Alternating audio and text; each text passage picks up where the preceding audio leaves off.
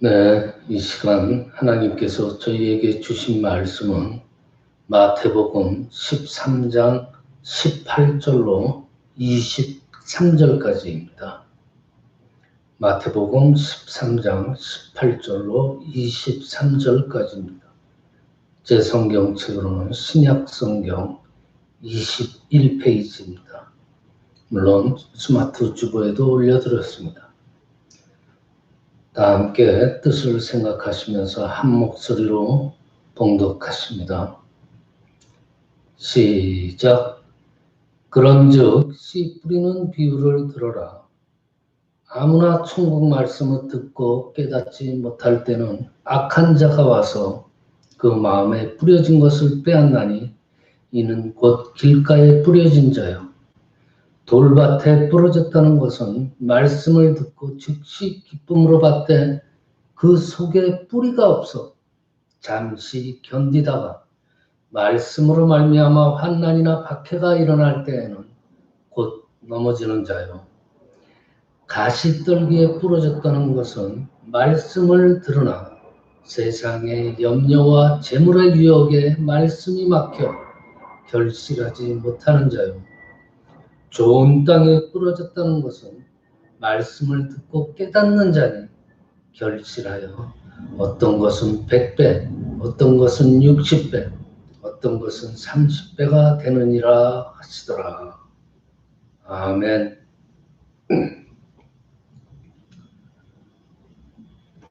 네, 오늘은 깨닫는 자라는 제목을 가지고 함께 은혜를 나누도록 하겠습니다.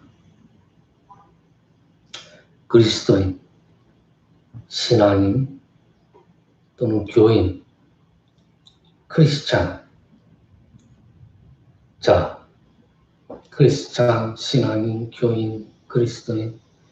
우리가 이미 하나님의 은혜를 입어서 구원을 받은 그리스도인이 됐습니다. 그러면 그리스도인이 되었으니까 그리스도인으로서 본분을 지키고 정말 삶에서 아름다움이 배어나오고 이웃들한테 덕을 끼쳐서 정말 믿지 않는 사람들이 우리들에게, 즉 그리스도인들에게, 교인들에게 매력을 스스로 느껴서 그들 스스로 교회로 나오는 일들을 우리가 흔히 볼 수 있어야 됩니다. 그런데 실상 그렇게 못하기 때문에 때로는 그리스도인이 된 것이 정말 부끄럽기조차 할 때가 있습니다. 그래서 이거 지금 주님께서 오시면 우리가 도대체 어떻게 대해야 되나 걱정이 되는 경우도 있습니다. 그렇지만 모든 그리스도인에게는 하나님의 말씀인 이 성경이 있죠. 그리고 우리를 도우시는 성령, 또 주님께서 친히 세우신 목회자들을 통해서 우리가 도움을 받고 있기 때문에 그다지 그렇게 절망적이지 않습니다. 또한 무한한 미래의 가능성을 우리는 소유하고 있다는 것입니다. 그래서 어제의 불신자가 오늘의 신자가 되어 있고, 또 어제의 그 말씀꾼들이 오늘의 훌륭한 사역자가 되어 있음을 우리는 어렵지 않게 볼 수 있습니다. 자, 하나님의 말씀, 이 진리의 말씀을 듣고 우리가 깨닫고 순종하는 것이 또 그 순종함으로 실천하는 것이 우리의 순리입니다. 그런데 흔히들 이 말씀을 듣긴 듣는데 이 깨달음의 단계에서 머뭇거리는 경우가 많이 있어요. 예수님은 우리에게 그리스도인으로서 아름다움을 나타내고 또 삶에서 풍성한 열매를 맺기 원하시는 그러한 마음으로 너무나 우리가 이해하기 쉽게 비유로 말씀을 많이 해줬습니다. 우리가 이 비유의 말씀을 잘 듣고 깨달으면 반드시 좋은 결과가 있으리라고 확신합니다.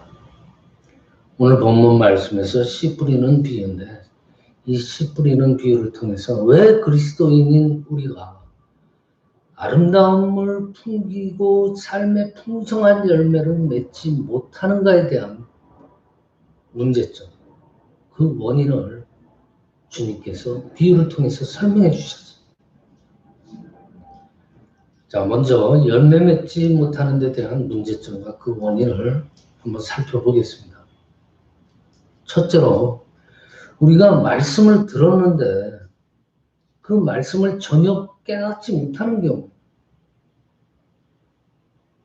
원인을 보면은 씨앗을 뿌렸는데 그 씨앗이 딱딱한 길바닥에 떨어져서 그대로 노출되어져 있습니다. 그래서 새들이 와서 쪼아먹어버린 그러한 경우와 같은 거예요. 즉, 우리의 마음이 마치 아주 딱딱하게 굳어져 버린 길바닥과 같이 완악하고 전혀 열려지지 않는 그러한 상태와 같은 경우입니다. 그래서 말씀이 아무리 내게 들려줘도 어떻게 돼요? 마귀가 다 족족 빼앗아간다는 거예요. 새들이 씨앗을 족족 쪼아먹듯이 마귀들이 말씀을 듣는 순간순간마다 그 말씀들을 다 뺏어간다. 그래서 우리가 깨닫지 못한다. 이런 걸 연상하는데 농부가 씨앗을 뿌리면 그곳에 씨앗을 먹으려고 새들이 모여들고 기회만 되면 내려와가지고 탁탁 쪼아먹고는 도망가는 경우를 말하는 거예요. 그렇다면 무엇이 우리의 심령을 그렇게 씨가 뿌려내지 못하도록 딱딱하게 우리 심령이 되었을까? 제일 첫째는요, 세상적인 욕심이 가득 찼기 때문이에요. 도무지 말씀을 받아들일 만한 공간이 없어요, 우리 마음에. 세상의 일이 가득 차 있는데 어떻게 주님의 말씀이 들어옵니까? 갈라디아서 5장 17절을 보면은요, 육체의 소욕은 성령을 거스리고 성령의 소욕은 육체를 거스리라니 이들의 둘이 서로 대적함으로써 너희의 원하는 것을 하지 못하게 하려 함이니라 그랬습니다. 육체의 소욕은 성령을 거스린다 그랬어요. 우리 안에 말씀을 깨닫게 하시는 이가 누구예요? 성령님이에요. 성령님이신데 육체의 욕심이 성령, 홀리 스피릿을 거슬려서 이 성령의 활동을 막는다는 거예요. 제한한다는 거예요. 세상의 욕심이 너무 강하고 많았어요. 안타까운 일이죠. 그리고 또 하나는요, 이 목표가 신앙적이지 못한 거예요. 내 마음속에 내가 결심한 어떤 목표들이 비신앙적인 거라는 거예요. 잘 생각해 보세요. 진정 나의 이 신앙이 정말로 순수한 신앙인가? 잘 생각해 보세요. 혹시 세상이라고 교회를 같이 믹스해버려가지고 이렇게 저렇게 서로 좋도록 세상일, 신앙일 서로 좋도록 그냥 인생 목표하고 신앙 목표를 섞어놓고 이럴 땐 이쪽, 이럴 땐 이쪽 저쪽 왔다 갔다 하지는 않는지.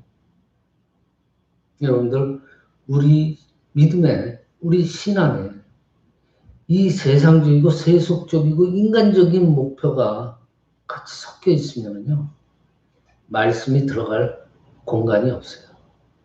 말씀이 들어갈 틈이 없습니다. 자, 다음은 말씀을 들을 때는 기뻤는데 은혜가 충만해. 여러 가지 문제, 신앙적인 문제, 환난이나 핍박을 받았을 때 곧 넘어지는 경우. 많은 경우에 신앙인들이 경험하는 것이죠. 이것은 마치 씨를 뿌렸는데 돌밭에 떨어져서 흙이 얕기 때문에 싹이 나긴 나요. 싹이 나긴 났는데 뿌리가 깊지 않으니까 따가운 햇빛이 내려쬐면은요, 환란이 오면은요, 말라버리는 것 같은 그런 상황. 즉, 우리의 신앙의 뿌리가 깊이 내리지 못했기 때문에 당하는 경우입니다. 자, 왜 우리의 신앙이 깊이 뿌리를 내리지 못할까? 여러분들 마음속에요, 구원의 확신과 죄사함의 기쁨이 없기 때문에. 즉, 기본이 안 돼 있다는 거예요. 여러분들 마음속에. 여러분들 신앙인, 그리스도인의 최대의 복이 뭐예요? 돈이에요? 아니잖아요. 죄사함과 구원을 받아서 하나님의 자녀가 된 것. 이것이 최대의 복입니다. 창조주 하나님의 자녀가 된 것. 이것보다 더 큰 복이 없습니다. 이 사실을 깨닫는 자들은요, 핍박이 오면 오히려 그게 기쁨으로 받고 있습니다. 목에 칼이 들어와도 넘어지지 않아요. 신앙의 갈등은 일어나지 않습니다. 여러분들 또 한 가지가 있는데요. 말씀을 듣고 그대로 살려고 애는 쓰는데 결실이 없는 경우에요. 흔히 하는 말로 그러죠. 저 사람은 신앙생활을 하기는 하는 것 같은데 참 되지 않네. 변화되지 않네. 그런 말씀들을 많이 하죠. 기도도 하고 교회도 열심히 나와서 설교도 열심히 듣고 아멘 아멘 하면서 고개도 끄덕끄덕거리고 하는데 밖에 나오면요 영 그리스도인 같지 않아요. 영 변화가 되질 않아요. 그런 경우. 이것은 마치 씨가 뿌려져 가지고 뿌리를 내리고 자라기는 자라는데 그곳에 가시밭이, 그래서 가시밭에 뿌려져 가지고 자라요. 그래서 그 영양분들이 어디로 다 가요? 가시나무한테 다 빼앗겨버려요. 빼쪽 말라가지고 열매를 맺을 수 있는 기운이 없어져요. 가시나무로 영양분, 우리의 영적 기운을 다 빼앗기는 거예요. 그러면 무엇이 우리의 영적 기운을 이렇게 다 뺏어갔을까? 첫째는요, 잘 생각해 보세요.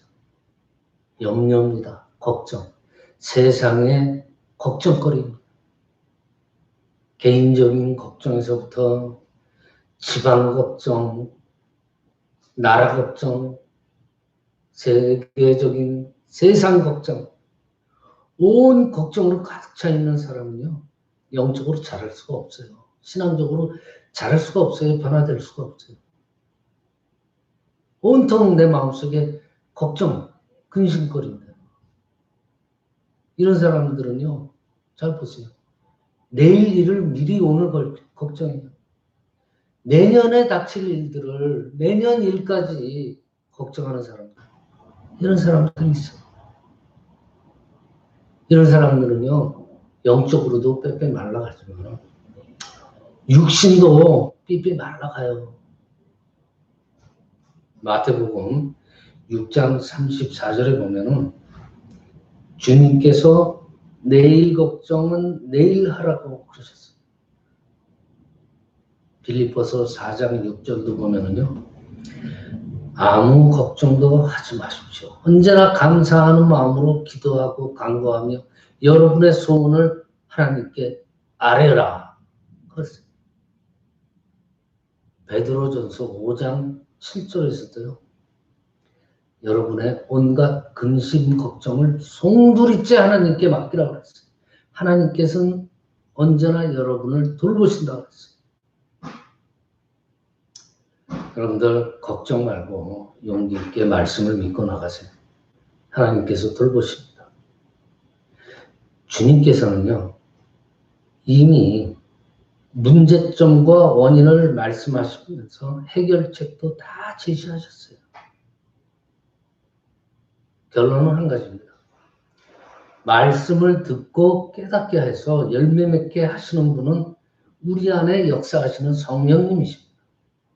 성령님께서 마음껏 활동할 수 있도록 할 때 우리의 심령은 옥토로 변합니다. 옥토로 변해서 30배, 60배, 100배의 결실을 맺어서 정말 신앙생활이 즐겁고 이웃들한테는 매력 있는 그러한 그리스도인들이 되는 거예요.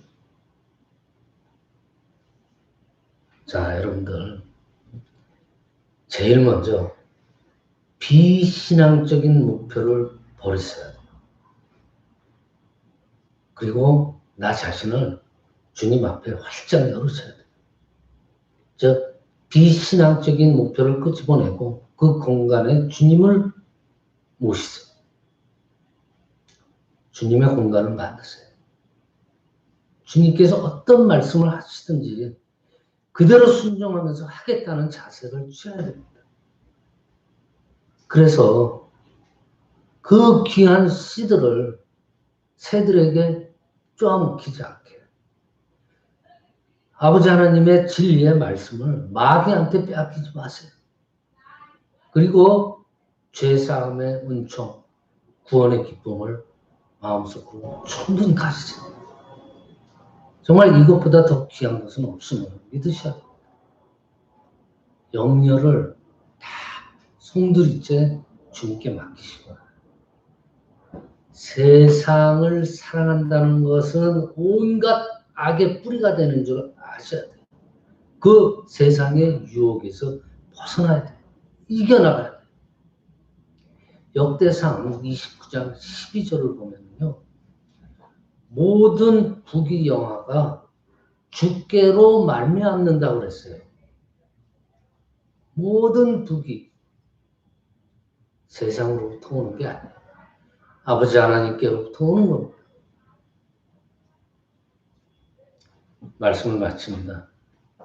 여러분의 마음이, 여러분의 심령이, 여러분의 영혼이 기름진 옥토가 되고 여러분 안에 거하시는 성령님의 활동으로 인해서 그 옥토 안에서 기름진 영혼 옥토 안에서 성령님이 활동하셔서 말씀을 깨닫고 30배, 60배, 100배의 열매를 거둘 수 있게 되기를 기원합니다.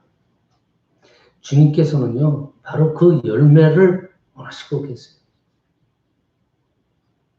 이러한 믿음의 깨달음을 통해서 날마다 새롭게 태어나서 날마다 순간순간마다 주님을 기쁘게 하시는 저와 여러분이 되시기를 시간 축원합니다.